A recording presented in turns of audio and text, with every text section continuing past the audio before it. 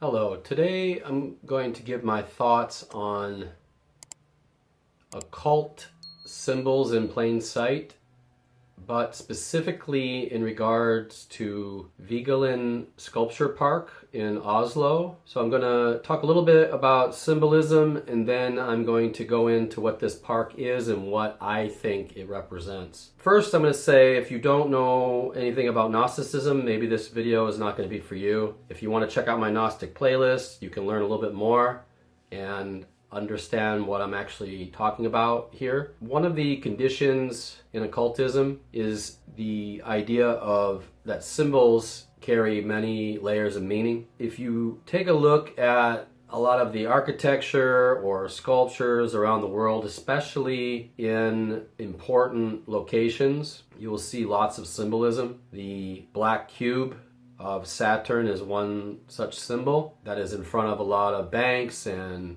in different parks and buildings around the world. If you know anything about that, Saturn is represented by the black cube, and there are some that say Saturn is an analog of the demiurge in Gnosticism. When you think of the black cube, it's 3 dimensions, right, of physical space. It also is kind of like a prison. It's a box, right? You can also flatten it, and that gets into a whole nother thing I'm not going to get into in this video. But if you don't know much about that, you should check out the kind of esoteric, almost sacred geometry aspects of the cube, and you will find a lot. But that's kind of sidetracking for what I'm talking about in here. I discovered this park in Oslo, and I'm going to discuss some of the symbolism here and see what you think. Vigeland Park in Oslo, Norway is one of the city's largest and most beloved parks. Within it lies the world-renowned Vigeland Sculpture Park, a unique open-air sculpture installation dedicated entirely to the work of Gustav Vigeland, one of Norway's most famous artists. Covering over 80 acres, Vigeland Sculpture Park displays more than 200 of Vigeland's sculptures in granite, bronze, and iron, which explore themes like human connection, existentialism, and the life cycle. Now, I think his sculptures do that. On the surface, that is what they're representing. But I would go so far as to say that if you go deeper into it, you're going to realize that they have more than that meaning. So I'm going to start with this pillar. This is a kind of monolith that towers 46 feet of granite, and it's these interwoven human figures. And they say that it symbolizes humanity's struggle in unity, but I actually see it differently. I see it in the kind of Gnostic way of the soul trap. If you notice this painting here by Jean de Vie called Satan's Treasures, it has a similar vibe, and I actually think that's really what it's about, is, you know, Satan, Saturn, demiurge. I kind of feel like they're very similar figures. They're trapping us here, our souls here, to be reincarnated over and over again.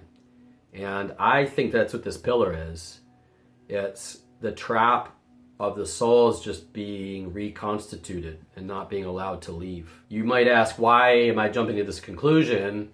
But when you start to see some of the other sculptures, you might be like, oh, okay, now that's starting to make more sense. I mean, first, in this first image, you can see this person in the foreground. I'm not exactly sure what the person behind them is doing. I mean, it looks like they're holding their hair or whatever that is on their head, but it is kind of strange when you see how high the hair goes. I don't really understand it, but what I really want to get to is this next image, and this is, I mean, pretty self-explanatory if you know Gnosticism. The archons influence our suffering, feed off of our suffering, and I would say this is definitely an example of that. It's quite disturbing, actually. And as I flip through these, you can see how, I don't know, I mean, this is just in plain sight in this park. You could just look at it as, oh, this is interesting, cool art, but I don't see it that way. And this next image, same thing. They're just, to me, it speaks oppression, it speaks binding the soul. It seems nefarious to me. But this is an aerial view of the park, and apparently he designed the layout as well. I haven't looked into it enough to know where the ley lines and stuff are. There might be some kind of energy center here. I don't really know. I know in Washington, D.C. it's that way, because I have looked into that. But in this case,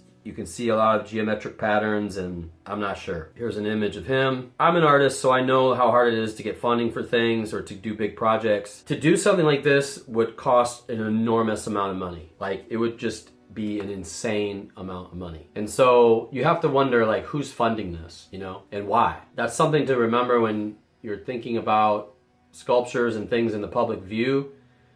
What purpose do they serve?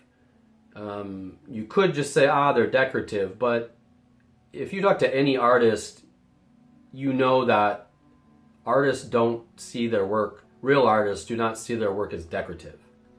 There's a meaning, there's a purpose behind it, it has some kind of story, and often the use of symbolism to convey certain ideas.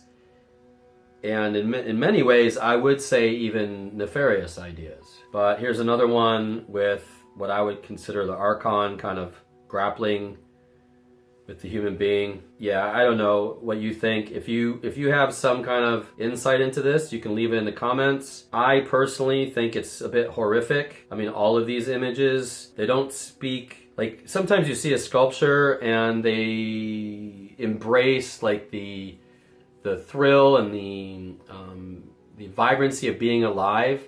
These to me just seem like the opposite. These people being kind of like imprisoned by these trees, which, you know, the tree is also a symbolism for many things. It's almost like a struggle to be alive in these images. I mean, in this one, it almost looks like it's a vampiric, like the way that her neck is kind of cocked. She's being drained. I mean, some of these could, you know, maybe perhaps look kind of like love or sexual, but they just don't feel that way to me. They feel very vampiric. It makes me kind of wonder, like, what do people think when they come here, when they're walking around? I've never been here physically, so these are just images I found, but I'm curious of like what people think.